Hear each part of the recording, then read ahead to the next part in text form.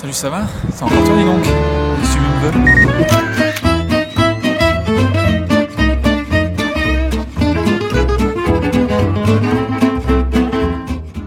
Bon. Après 5 euros. Ah oui, je t'ai pas dit, c'est 5 euros de la minute. Hein. Ah, 5 euros de la minute? Merde. Bon, on va s'y mettre tout de suite. Ouais. Salut Xavier. Bonsoir.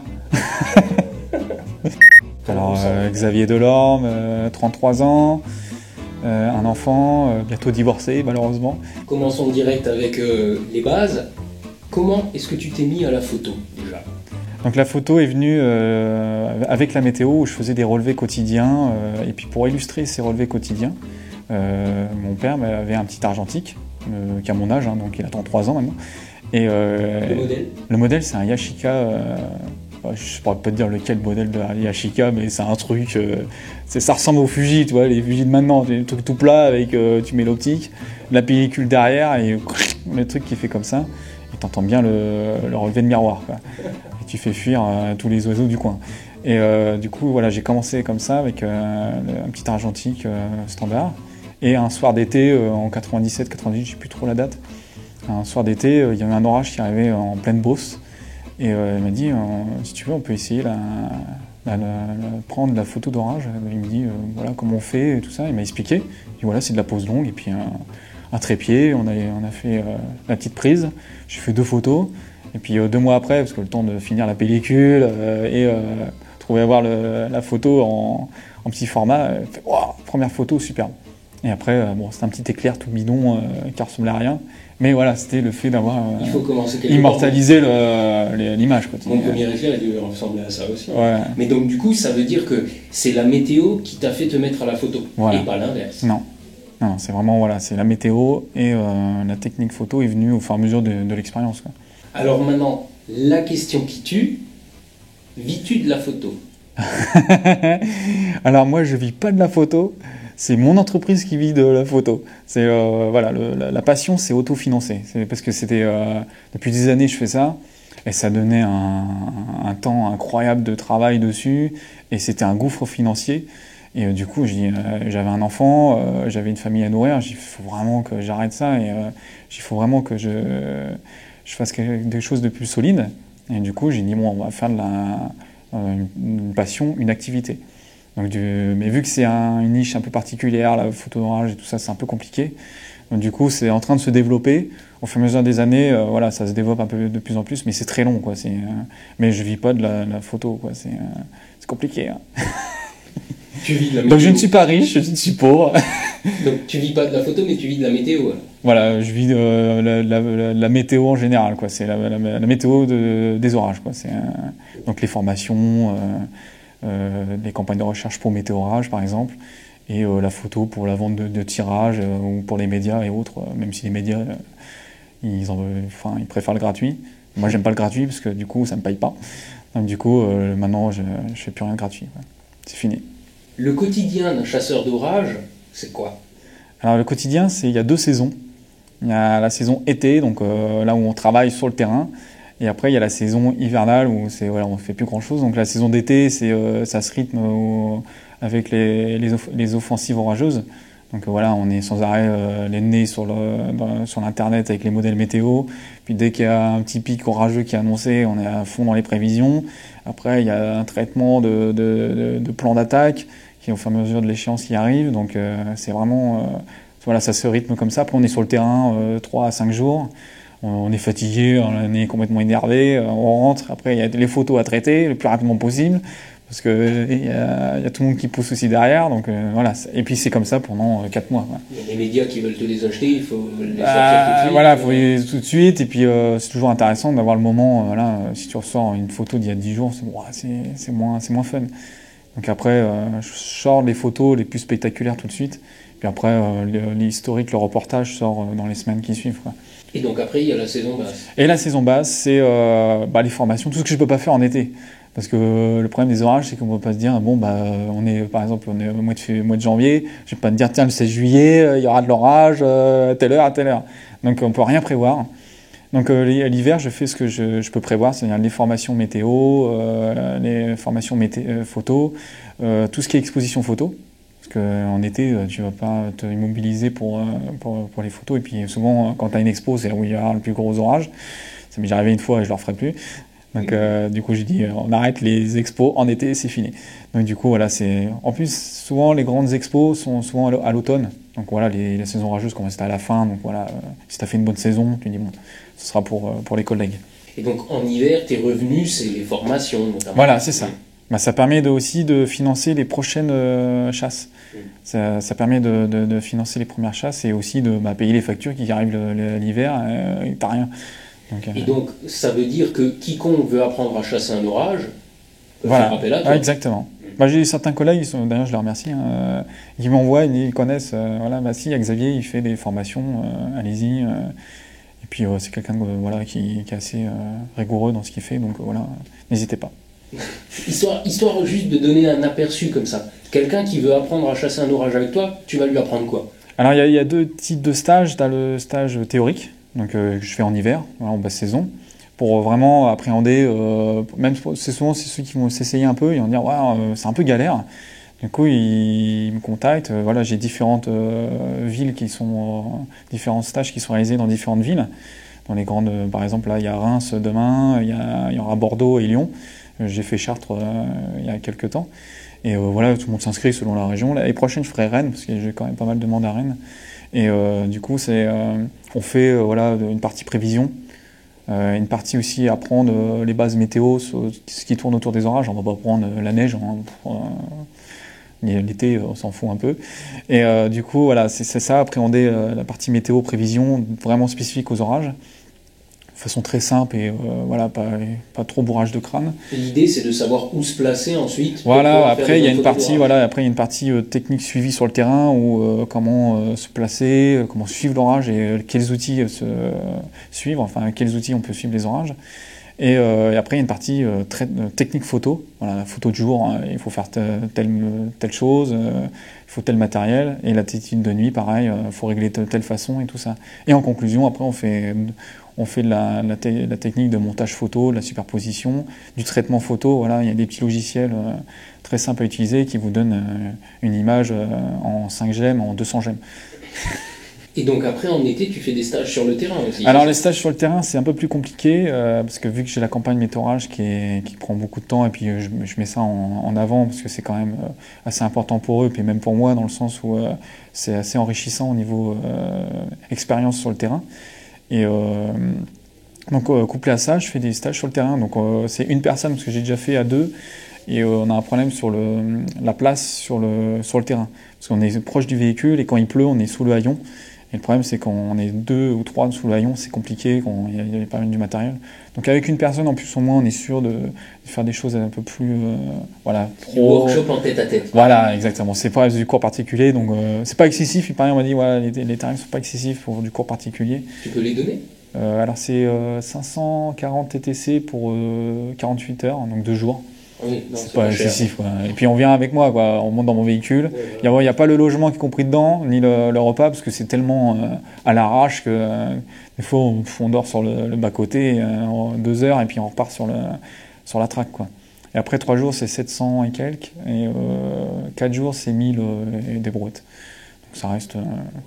Et puis le plus cher, c'est les péages et l'essence. Je vous avoue que 3/4, ça part là-dedans. Donc, alors, concrètement, la photo d'orage, c'est dur? C'est plusieurs facteurs. Hein. C'est déjà comment se placer, c'est compliqué.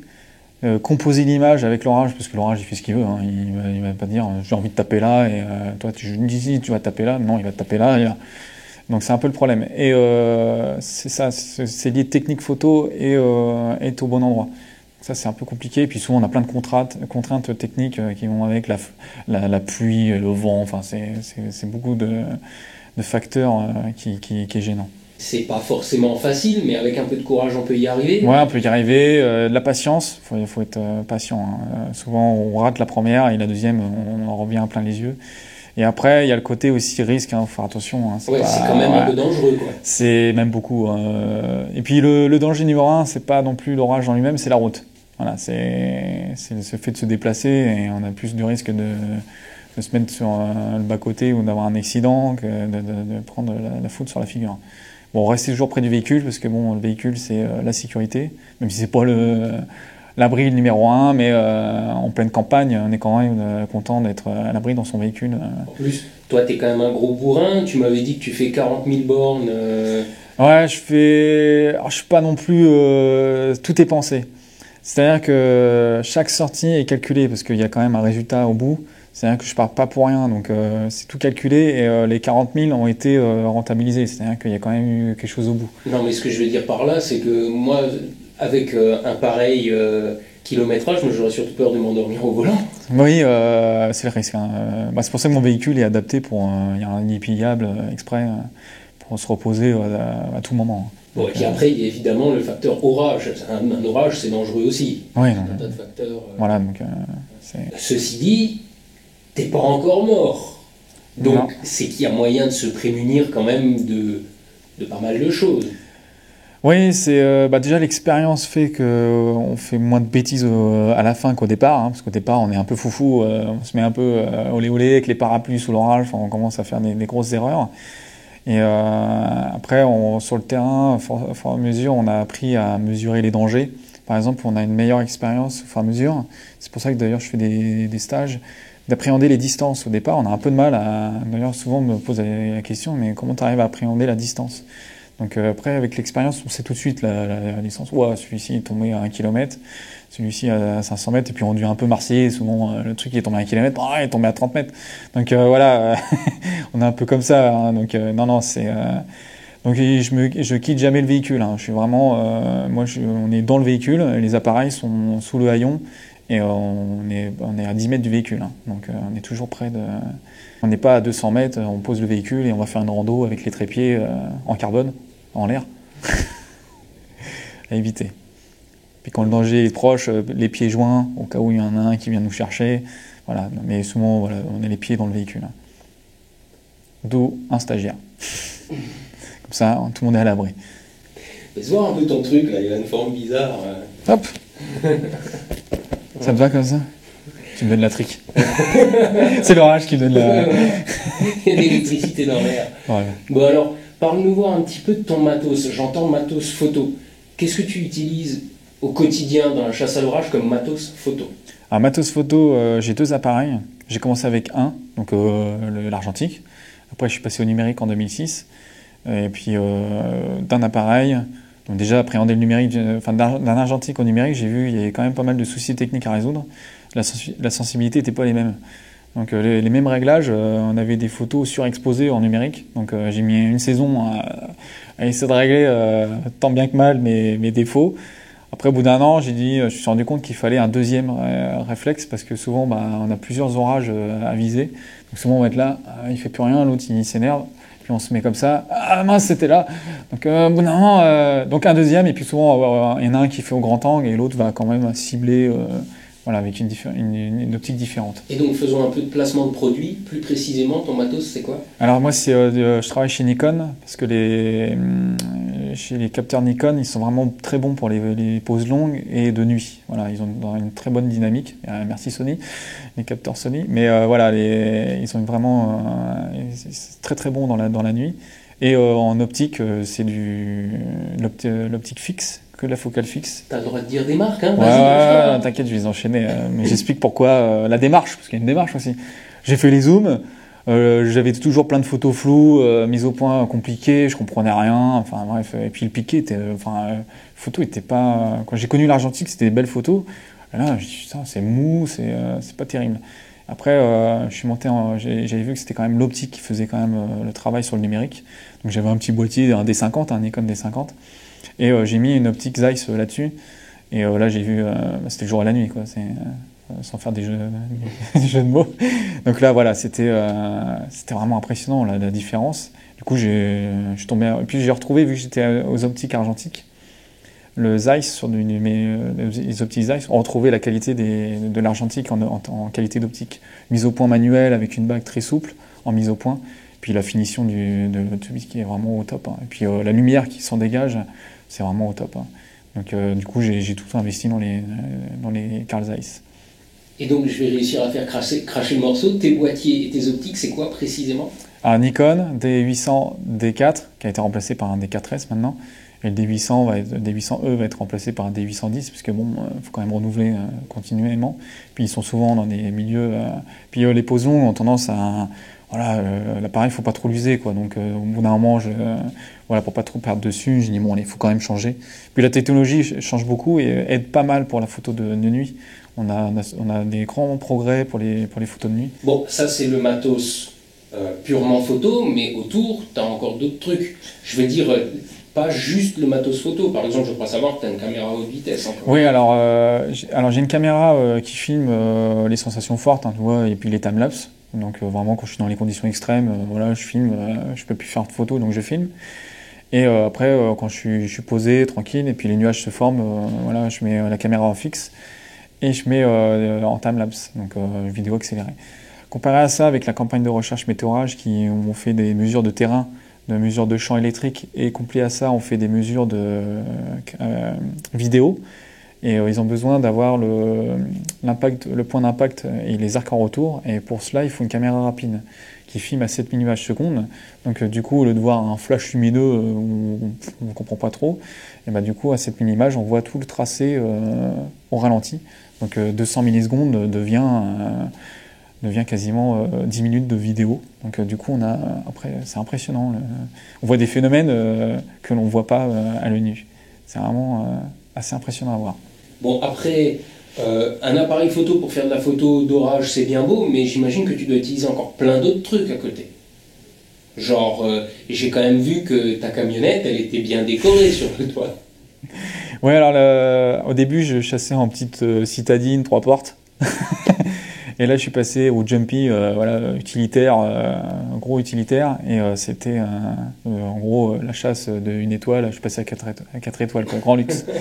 Donc du coup, ça a bien aidé. Surtout, j'ai pu amener du matériel et voilà, j'ai une tablette qui permet de voir la météo en temps réel avec un ordinateur aussi qui est tout relié en Internet. Donc j'ai les radars en instantané, et puis les foudres, le réseau météorage me fournit les points d'impact. Donc j'ai tous les points d'impact en temps réel. Ça permet de bien se placer et puis vraiment appréhender la trajectoire des orages. Et puis la camionnette est vraiment aménagée pour la chasse aux orages. Elle fait que ça. Hein. Donc je ne peux pas faire de déménagement ou transporter les marchandises. Elle est vraiment adaptée. Tous les trépieds sont rangés de façon optimisée. Et un lit pliable pour ne pas me gêner. Le sac photo est vraiment rangé à une place précise et peut accueillir un stagiaire. Tout est prévu pour un stagiaire. Mais le lit, il faut le partager, quoi. Non, il y a un autre lit, c'est le siège, et on le met à plat. Et je vais prévoir un autre matelas dessus, au pire. Et puis sinon, il faut ramener sa tente. Hein. On ramène sa tente, puis il dort à côté, hein, tranquille. Alors, c'est quand une fois qu'on a prévu l'orage, voilà, on sait à peu près la zone qui est concernée. Il faut quand même trouver quelque chose pour composer avec l'orage. Donc, pour trouver des points intéressants, j'utilise tous les points de vue qui sont répertoriés par Michelin. On les trouve. Hein. Après, on les coupe avec une image IGN, enfin les cartes IGN pour voir les reliefs, pour voir les points hauts et puis voir loin. C'est quand même intéressant d'avoir un beau paysage mêlé avec un bel orage. Et tout ça, tous ces points de vue sont répertoriés après sur une carte Google Maps que j'ai après sur le terrain. Et ça permet de voir tous mes points de vue. Ils sont répertoriés dans un GPS. Puis quand l'orage arrive sur tel point de vue qui m'intéresse, ben, je le mets sur le GPS et puis je sais combien de temps il me faut mettre pour aller à ce point de vue. Et l'orage, lui, il lui faut combien de temps. Donc après, sur l'animation radar et sur les images foudre, on arrive à voir la vitesse. Et du coup, si l'orage met 1 heure pour arriver au point de vue et moi je mets 1h30, il faudra prendre un autre point de vue parce que du coup, l'orage arrivera avant moi. Simple, efficace. Voilà. Parfait. Donc sur le terrain, on est efficace. Ça devient militaire, bon. On rigole pas quand on vient avec moi. Comment se passe une prise de vue classique en photo d'orage pour toi? Alors, on arrive sur le terrain, tranquille. Bon, ici, quand on est dans les bonnes conditions, on arrive, l'orage voilà, arrive tranquillement. On est placé, on a mis les trépieds, on est bien, réglage. Il commence à faire nuit, il fait nuit, l'orage, on commence à voir les premiers flashs. Ouverture 6.3, on se met à 35 mm quand l'orage est à peu près à 20 km, on ne sait pas trop, donc allez, hop, 35 mm. ISO 100, pause 30 secondes en pleine nuit quand il n'y a pas de pollution lumineuse, puis roule. Sur Aix, bon, bah, c'est que vous avez trop ouvert, donc vous fermez, hein, vous mettez F7, F8. Puis si c'est sous Aix, hop. Et maintenant, pour ce qui est côté traitement, si tu dois donner un conseil pour le traitement des photos. Bah, le traitement photo, un conseil, traiter le plus rapidement possible, tout de suite derrière. C'est pas pour diffuser rapidement, c'est pour avoir en tête votre image. C'est-à-dire que si vous la traitez dans 2 mois, vous ne savez plus ce que vous avez eu en tête, et à dire ouais, ça ressemblait à ça, machin. Vous avez tendance à avoir à accentuer les contrastes, donner un peu plus un peu un effet science-fiction à votre photo, et c'est dommage. Donc, puis comme ça, tout de suite, vous avez un sentiment à donner à votre photo. Ça va retranscrire ce que vous avez ressenti sur le terrain. C'est cette puissance que vous avez eue en face de vous, et du coup, vous essayez de retranscrire cette force sur la photo. Côté logiciel, des conseils?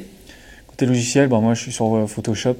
Je crois savoir qu'il y a un plugin Photoshop que tu aimes bien aussi. Alors, le plugin Photoshop vraiment magique, c'est Nik Software.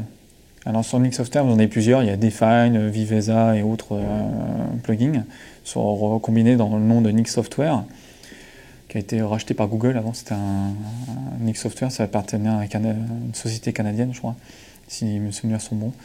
Et c'est Viveza. Prenez Viveza, vous l'ouvrez, ça va vous faire des systèmes de points. Et là, c'est magique. Vous retrouvez le contraste. Et le meilleur, c'est structure. Vous montez contraste 30, structure 30. Puis vous vous baladez comme ça sur des points clairs, des trucs là. Vous allez voir tout de suite l'image ce que ça va faire. Et c'est magique. Ton meilleur souvenir dans une chasse à l'orage? Mon meilleur souvenir, ça a été le 16 juillet 2009. Ça commence à dater maintenant. Mais je ressors celle-ci parce que c'était vraiment... on s'est bien placé en pleine Beauce, là, du côté de Pithiviers, là, dans le 45. Là. Orage très violent annoncé. Et l'orage se coupe en deux. Il y en a un qui part à droite et l'autre à gauche. Une horreur. Je dis, bon, bah ça y est, c'est tout foireux. Mais souvent, on est en sortie de Sologne et on est en pleine de Beauce. Et souvent, sur ce secteur-là, ça s'énerve. C'est vraiment un secteur où les orages reprennent. On attend, on se dit, bon, ça nous passe entre les deux. Et d'un seul coup, le ciel se noircit, mais d'un coup. L'orage partait à gauche et le fait qu'il parte à gauche, il se reforme. Et on voit un rideau de grêle qui descend d'un coup, des foudres qui sortent de partout. Et un ciel de mort qui nous arrive devant. Des foudres qui commencent à sortir du nuage et on commence à avoir des colonnes de grêle qui descendent au soleil couchant. Ça faisait une ambiance orangée avec les champs de blé au premier plan. Enfin, c'était magique. Et par contre, après, on a eu peur parce qu'on a des rafales à 130 là-dessous. Les arbres sur la route, la grêle dans tous les sens. C'était la panique. Mais voilà, on avait toutes les bonnes sensations. C'était assez sympa. C'était vraiment très très bien. Ton pire souvenir de chasse? Mon pire souvenir... Je crois que j'avais fait référence, c'était l'épisode Sevenol. L'épisode méditerranéen de Calvisson, c'est ça? Ouais, là, c'était... Je voulais faire un épisode méditerranéen, tout le monde en parlait, ouais, c'est génial et tout. Et puis je dis, je vais tester. Et je me suis repris à 4 ou 5 prévisions avant de le faire. Parce qu'il me fallait une bonne situ qui soit pas trop dangereuse. Parce que souvent, les épisodes méditerranéens prennent 2 ou 3 départements d'un coup. Et on est inondé dans tous les sens, il n'y a pas de voie de secours. En plus, le premier, j'avais les pneus lisses, donc il fallait changer les pneus, vaut mieux. Le deuxième, problème ça prenait trop en mer, parce qu'il ne faut pas des systèmes qui prennent en mer, sinon on n'avait que de la pluie. Donc là, il fallait vraiment un système qui part des Cévennes et qui descend, qui part des Cévennes et qui glisse vers l'Hérault, par exemple. Il ne faut pas un système qui part de Méditerranée et qui remonte vers les Cévennes. Parce que là, du coup, on est noyé tout de suite et puis on fait rien. Là, il y a eu la bonne occasion, c'était le 9 et 10 octobre de 2014. Et bonne situ, pas trop large, et un système qui va d'ouest en est de façon très fine, donc de façon voilà, à bien te placer, et en cas de secours, tu peux t'enfuir. J'y vais et tout ça, le 9 octobre, je pars à 9h du matin, j'arrive sur les coups de 17-18 heures sur le secteur concerné. Premier coup, flotte, malheureusement, beaucoup d'eau. Donc après, je suis passé du côté de l'Odève, beaucoup d'eau. J'ai dit, il faut quand même j'aille sur Calvisson. Il y avait un point de vue du côté de Calvisson, je ne l'ai jamais trouvé. De nuit, on ne trouve rien. Il était 1h du matin, je suis repassé devant la ligne avançait sur Montpellier et a glissé vers Nîmes. J'ai fait le tour pour repasser devant. Et là, pour passer devant, ça a été sympa. J'ai dit, bon, nickel, il arrive, tranquille. Et là, le problème, c'est que la ligne, au lieu d'avancer, elle s'est arrêtée. Au bout d'un moment, elle s'est arrêtée. Et moi, je pensais qu'elle allait arrêter sur Nîmes. Et en fin de compte, ça s'est arrêté quasiment sur Calvisson. Et ça a été le drame pendant 3h30, quoi. Pendant 3h30 de la pluie, mais une pluie de la pluie, quoi. c'était La pluie sénole, voilà, de la mousson, quoi. voilà, du truc de mousson, quoi. Et j'avais jamais vu ça. J'ai dit, mais c'est pas possible. Et en l'espace d'une heure, le terrain est devenu monstrueux. Et avant ça, le système était sec, hein, vraiment. On voyait un rideau de foudre. C'est la première fois que je voyais ça, vraiment un rideau de foudre. Et le truc glissait tranquille. Et à gauche, je savais qu'il y en avait un qui arrivait, donc je dis, faut se mettre à l'abri. Et j'essuie les optiques, parce qu'il y avait une petite bruine qui commençait à arriver. Je dis, avant, j'essuie et je rentre dans le camion. J'essuie et je lève un pied, et là, bam, le truc qui met le bruit quasiment avant l'étincelle. Je dis, bon, bah, il a été plus rapide que moi. Donc je finis de monter dans le camion pour me mettre à l'abri, tranquille. Et je savais pas que c'est ce que j'avais pris. Hein. Je savais même pas où il était tombé. Hein. Je dis, bon, là, il a été plus rapide que moi, l'orage. Après, pluie pendant 3 heures et impact de foudre à 360, mais énorme. Et à chaque fois, ça tombait. Et j'en ai eu 3 comme ça qui sont tombés assez proches. Il y en a un qui est tombé sur le poteau derrière moi, et j'en ai un qui est retombé sur un bout d'herbe. J'ai vu la rougeur. J'ai dit, là, faut que j'y aille parce que ça commence à être... C'est craignos, quoi. Ouais, et puis on maîtrisait plus rien, il pleuvait tellement. Et après, quand j'ai regardé le radar pluie, le système n'avançait plus. Je me suis rendu compte qu'il n'avançait plus. Je dis, il faut que je parte de là parce que je suis en zone dangereuse. J'ai fait 1 kilomètre au sud, plus de pluie. 1 kilomètre près. Donc j'étais bon, mais 1 kilomètre. Donc ça a été vraiment une angoisse. J'ai fait des photos spectaculaires, mais c'était pas esthétique, c'était spectaculaire. Genre, regarde, mais c'est bien, ça vaccine, c'est-à-dire que ça met en... Voilà, je savais que ça allait être dangereux. C'est pas le genre de truc qui est vraiment à prendre à la légère. Faut réfléchir, toujours avoir un plan de secours. Et là, j'avais mon plan de secours, c'était la route qui descendait vers le sud, et j'avais un point d'échappatoire, quoi. Photographiquement parlant, dans 10 ans, tu te vois comment? Je pense que j'aurais arrêté. Je suis mort grillé. Non, dans 10 ans, c'est compliqué. J'ai plein de projets, mais je voudrais les étaler dans le temps, quoi. C'est pas tout faire d'un coup, donc c'est assez compliqué. Et puis, c'est surtout au niveau financier, parce que ça coûte énormément de sous. Et puis, faut quand même se renouveler continuellement. Donc, j'ai des projets qui vont arriver cette année, et jusqu'en 2017. Donc, déjà, j'ai 2-3 ans qui vont tenir. Et puis, après, il y a d'autres développements qui vont se faire à côté, quoi. Donc, j'espère que dans 10 ans... Et dans 10 ans, j'aurai 43. Je pense pas que je ferai des nuits blanches comme je fais maintenant, déjà que ça commence à être dur. S'il y a une photo que tu rêves de faire, une. Ben, j'en ai déjà fait une en 2013, où j'ai un peu tout ce que je voulais. Une éolienne foudroyée avec un traceur ascendant qui part d'une éolienne, enfin un truc... ça faisait 7 ans que je la voulais, cette photo-là. Au bout de 7 ans, j'ai réussi à la faire. Et maintenant, c'est la cathédrale de Chartres foudroyée. Mais ça, c'est quasiment... C'est comme le Mont-Saint-Michel foudroyé, quoi. J'ai un ami qui le tente depuis 10 ans. Parce que le problème de Chartres, c'est que les orages passent au nord ou au sud. Donc pour avoir un orage déjà sur Chartres, c'est compliqué. Déjà, après qu'il se fasse foudroyer. J'ai un ami, il l'a vu le 8 février 2014 ou 2013. Non, je crois que c'est 2014. Il a vu la cathédrale se faire foudroyer. Et t'étais pas là. Moi, j'étais en stage photo à Chartres, en train d'apprendre à des stagiaires. Ouais, bon, la photo d'orage, machin. Il y a un orage sur Chartres, évidemment. Il y avait que ça, en mois de février. Et j'ai un ami qui se promenait à Chartres, et il a vu un ascendant partir de la cathédrale. Et il me dit j'étais dégoûté à ta place. Bon, c'était 2 jours, donc moi, je pense pas que j'aurais eu, machin. Et puis, c'est des trucs divers, c'est un peu compliqué. Mais il a vu le truc partir du clocher, quoi. Et je fais non.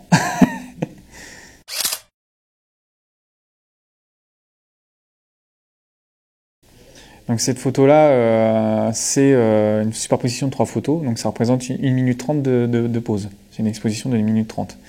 Et c'est une photo que j'ai rêvé à faire depuis 7 ans. Quoi. C'est celle dont tu parlais. Voilà, ouais. Donc j'ai mis 7 ans à la faire, parce que y a tout dans cette photo-là. C'est qu'il y a un impact proche, on voit il y a un traceur ascendant qui part de l'éolienne au premier plan, qui va essayer de se connecter à l'impact du traceur descendant qui est juste à proximité. Il y a une ligne à moyenne tension qui se fait foudroyer, on voit les isolateurs qui éclatent, qui se mettent en court-circuit. Et le dernier, on voit la dernière pause, on voit une éolienne qui se fait foudroyer en direct, quoi. Et là, magique, quoi. Les 3, c'était la photo de l'année, quoi. La photo de l'année.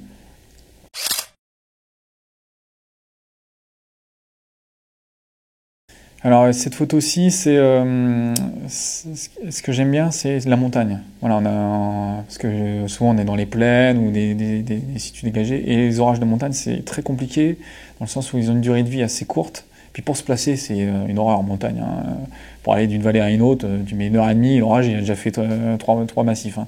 Donc c'est très compliqué au niveau technique pour se placer.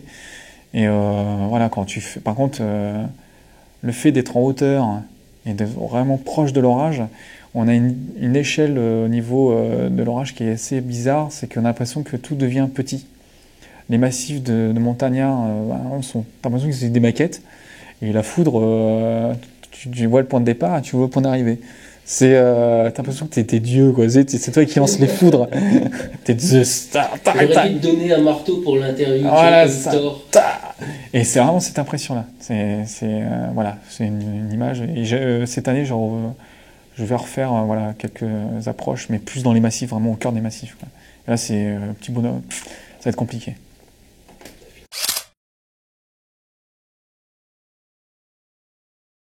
Voilà, photo de la Palmyre, ça reste un cas classique parce que j'y vais souvent. D'ailleurs, j'ai une maison de vacances et j'adore ce lieu.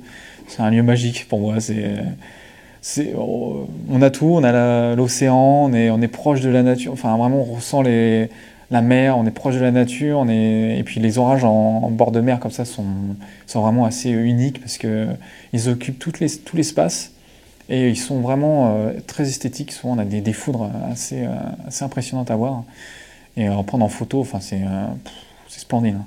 Et d'ailleurs, maintenant, il y a plein de chasseurs d'orage qui y vont et à chaque fois ils reviennent, ils sont heureux, quoi. Ils disent, wow, mais c'est magique comme endroit. Donc un conseil pour ceux qui veulent tenter. Voilà, Palmyre, Royan, jusqu'à au sud de Royan, là, il y a comment ça s'appelle? Il y a un petit bled, tout l'estuaire de la Gironde aussi, pareil, c'est magique, hein.